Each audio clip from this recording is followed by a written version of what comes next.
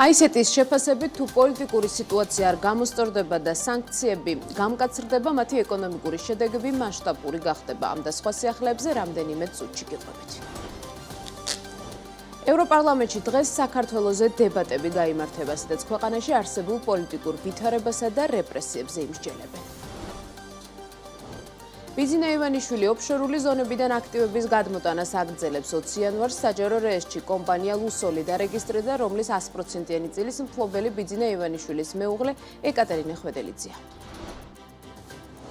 ივანიშვილის ადვოკატი აცხადებს, რომ შვეიცარიული ჯულიუს ბეარი გიორგი ბაჩიაშვილის საქმეში ფიგურირებს. ბანკისგან გიორგი ბაჩიაშვილის ანგარიშებზე ითხოვეს ინფორმაცია, თუმცა საგამოძიებო ორგანოს პასუხი არ მიუღია.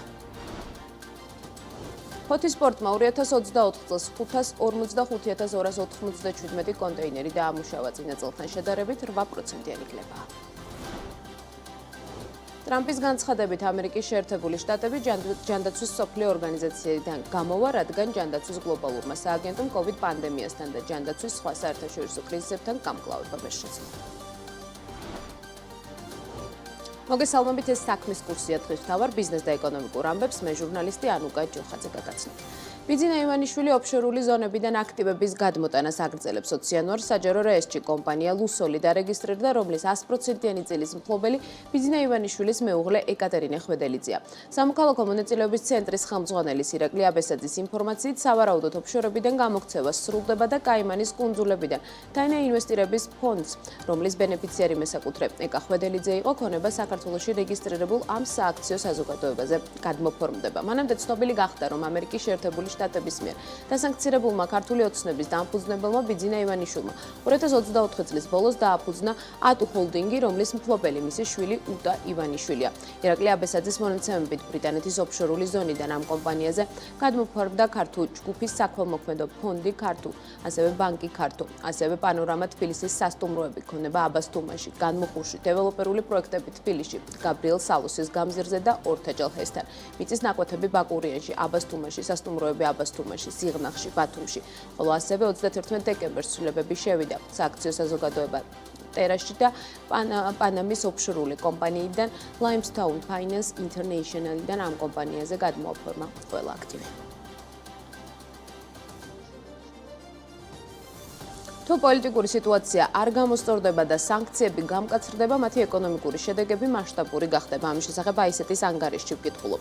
თესეუს საერთაშორისო ეკონომიკური სკოლის შეფასებით, ქართული ოცნების დამფუძნებლის ბიძინა ივანიშვილისთვის დაწესებული სანქციების ეკონომიკური შედეგები შესაძლოა საქართველოს პოლიტიკურ და ეკონომიკურ სისტემაზეც გავრცელდეს, როგორც მოკლევადიან, ისე გრძელვადიან პერსპექტივაში. ამას გარდა აი ესეთში მიაჩნიათ, რომ ივანიშვილის აქტივებზე დაწესებულმა სანქციებმა შესაძლოა გარკვეული შეფერხებები გამოიწვიოს საფინანსო სექტორში. მათი თქმით, მიზნობრივი ფინანსური შეზღუდვები ხშირად წარმოშობს ლიკვიდობის პრობლემებს სანქცირებულ პირებთან დაკავშირებით ბანკებში და ზრდის რეპუტაციულ რისკებს საფინანსო დაწესებულებებისთვის.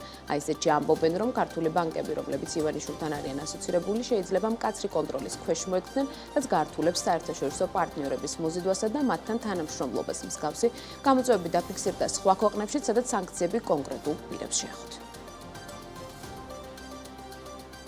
მივიღეთ ეკონომიკა, რომელიც თავიდან ბოლომდე მყიფე არასტაბილურ ლარზეა დამოკიდებული და მისი მართვის ბერკეტი ქვეყანას არ გააჩნია. ამის შესახებ ეკონომისტმა დავით კიკვიძემ საქმიანი დილას ეთერში განაცხადა, როგორც კიკვიძე ამბობს, ლარის კურსი ქვეყნის ეკონომიკის აქილევსის კურსია, რაც იწვევს არასტაბილურ ეკონომიკურ მდგომარეობას. მისი თქმით, ქვეყნის მუდმივი პრობლემაა ინფლაციის შეგავება და ლარის კურსის გაუფასურება. კიკვიძე ამბობს, რომ უნდა ვიმუშაოთ ინვესტიციებზე და ტურიზმზე. ეს ორი ძირითადი ფაქტორი უნდა იყოს უმაღლეს დონეზე განვითარებული, რომ ექსპორტ-იმპორტის სალდო, რომელიც უარყოფითია, მნიშვნელოვნად გადაფაროს. ლარის კურსი ზოგადად არის ჩვენი აქილევსის ქუსლი ეკონომიკის. და ზუსტად აქედან იწვევ ეს ფაქტორი იწვევს ფაქტობრივად ქვეყანაში არასტაბილურ მდგომარეობას. პოლიტიკურ პროცესებს ცოტა ხანი თავი დაავანებოდა უბრალოდ წმინდა ეკონომიკური თვალსაზრისით რომ შევხედოთ, ბოლო რამდენიმე წელია, ალბათ უკვე 10 წელია ასე ვიტყოდი, რომ ჩვენი მუდმივი პრობლემა არის ინფლაციის შეკავება და ლარის კურსის გაუფასურება და მუდმივად ეროვნული ბანკი არის რეფინანსირების განაკვეთთან ჭიდაობაში, ხან უმატებს, ხან უკლებს იმისთვის, რომ მეტნაკლებად სტაბილური მდგომარეობა შეინარჩუნოს, თუმცა რეალური ეკონომიკური და სამწუხაროდ ქვეყანაში სამწუხაროდ რეალურად არ აგვაქვს. მოდით ყველაფერს თავის სახელი დავარქვათ, სტაბილური ლარის კურსი ბოლო 2 წლის განმავლობაში გამოიწვია რუსეთ-უკრაინის ომმა, როცა ძალიან დიდი რაოდენობით რუსი მიგრანტები და ბელორუსი მიგრანტები საქართველოში შემოვიდნენ და შესაბამისად ძალიან დიდი მოცულობის ლარის კურსი ცხოვრობაუტის ნაკადი მივიღეთ ქვეყანაში. ამან მათ შორის ეროვნულ ბანკსაც მისცა შესაძლებლობა რომ რეზერვები შეევსო, რომელიც მე ვნახეთ, როდის მოახდინა მისი გამოყენება და დღემდე ფაქტობრივად აგრძელებს ამ რეზერვების გამოყენებას, რომ მეტნაკლებად ლარის კურსი შევინარჩუნოთ. აქედან გამომდინარე, მთლიანობაში მე ვიტყოდი, რომ ჩვენი ეკონომიკის ერთ-ერთი მთავარი პრობლემა ეს არის ლარის კურსი, იმიტომ რომ ჩვენ არ გვაქვს რეალურად დაბალანსებული შემოსავლების და გასავლების წყაროები. მივიღეთ ეკონომიკა, რომელიც თავიდან ბოლომდე მყიფე, არასტაბილურ ლარზე დამოკიდებულია და შესაბამისად მისი მართვის ბერკეტიც კი რეალურად ქვეყანას არ გააჩნია. საქართველოში ინფლაციური მოლოდინები უარესდება. ეროვნული ბანკისთან ახლად ნოემბერთან შედარებით 1 წლის ინფლაციური მოლოდინები დეკემბერში გაიზარდა. ეროვნული ბანკის კვლევა მაჩვენა, რომ 1 წლის მანძილზე პროდუქტებისა და მომსახურების ფასების ზრდის მოლოდინები გაზრდილია. რესპონდენტმა აღნიშნა, რომ ფასების ზრდას 4-დან 6%-ისა და 6%-დან 8%-მდე ფარგლებში მოელის. შემცირდა ასევე იმ ადამიანების რიცხვი, ვინც ფასების ზრდას 0-დან 2%-იან შუალედში ელოდება. რაც შეეხება ხელფასების ზრდის მოლოდინებს, ამ ნაწილში ცენტრალური ბანკის კვლევა აჩვენებს, რომ რესპონდენტების უფრო დიდი ნაწილი აცხადებს, რომ ხელფასები 10-დან 20%-ით მოიმატებს, ხოლო ნაკლები ადამიანი ვარაუდობს, რომ ხელფასების ზრდა 0-დან 10%-ის ფარგლებში იქნება. მონაცემებით ნათელია, რომ 2024 წლის დეკემბერში ინფლაციისა და ეკონომიკური აქტივობის მიმართ მოლოდინები კვლავ ზრდის მიმართულებით იცვლება, რაც საზოგადოებისთვის ეკონომიკური გამოწვევების სიგნალს წარმოადგენს. ტურისტული ნაკადი 10-15%-ით შემცირდა. ამის შესახებ BMG-სთან თბილისთან ახლოს სოფელ ახალუბანში მდებარე ტურისტული ობიექტის ვილა მოსავალის გენერალური მენეჯერი ნიკოლოზ შეღრელაძე აცხადებს. მისი თქმით, მიუხედავად შემცირებული ნაკადებისა, ტურისტულ ობიექტს აქტიურად სტუმრობენ ადგილობრივი ევროპელი და პოსტსაბჭოთა ქვეყნების წარმომადგენლები. ამასთან ტურისტული ნაკადებია რუსეთიდანაც. მისივე ცნობით, ტურისტულ ობიექტში ამ ეტაპზე 70 ადამიანია დასაქმებული. არსებული კრიზისის მიუხედავად კი კომპანია საკადრო პოლიტიკას არ შეხებია და კადრები არ შემცირებია. იყო ცუდი პერიოდი, თორე დანარჩენი პერიოდი კარგად მუშაობდა. საკონფერენციო ნაწილი კარგი დაწურებით მუშაობდა. იგივე ვარიანტია მანდაც, რომ ბოლო კვარტალი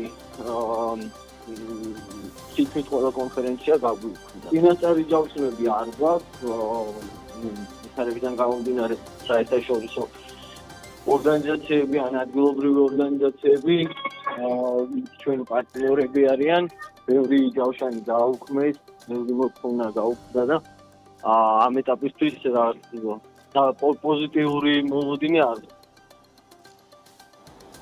აკერ ჯორჯიასთან შიდა ფრენების ხელშეკრულება კიდევ ერთხელ ამჯერად 2025 წლის 30 ივნისის ჩათვლით გახანგრძლივდა. კომპანიისა და საქართველოს აეროპორტების გაერთიანებას შორის დადებულ ხელშეკრულებაში ცვლილებები ძალაში 1 იანვრიდან შევიდა. ეს იმას ნიშნავს, რომ აკერ ჯორჯია ძველი პირობებით კიდევ 6 თვის განმავლობაში მოემსახურება შიდა ფრენებს. ავიაკომპანია მოემსახურება რეისებს ნახტახტრიდან მესტიასა, ამბროლაურის, ბათუმის, ასევე მესტია ქუთაისი, მესტიის ავიარეისებს, ასევე თბილისი, ბათუმი, თბილისის ავიარეისებს. კომპანიამ ტენდერში ჯერ კიდევ 2018 წელს გაიმარჯვა. როგორც ცნობილია, 2024 წლის მაისში შიდა ფრენებზე ტენდერი 2 ნაწილად გამოცხადდა, რომლის ღირებულებაც ჯამურად 23 მილიონს აჭარბებდა, თუმცა ტენდერი პრეტენდენტის არარსებობის გამო ჩავარდა.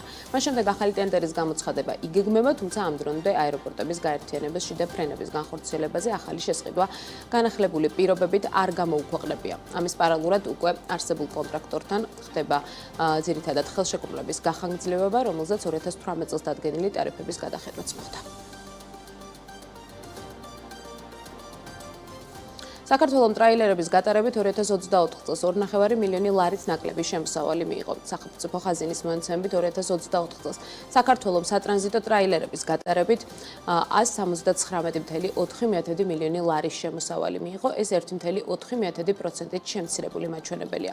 თითო სატრანზიტო სატვირთო ქვეყნის გზებით სარგებლობისთვის 350 ლარის გადასახადს იხდის, რაც იმას ნიშნავს, რომ გასულ წელს საქართველოს საზღვრები 512.665 სატვირთომ გადალახა. მაღლა. 2023 წელს კი 7331-ით მეტმა 519,496 ტრაილერმა გაიარა. რაც შეეხება მხოლოდ დეკემბრის მონაცემებს 2024 წლის დეკემბერში.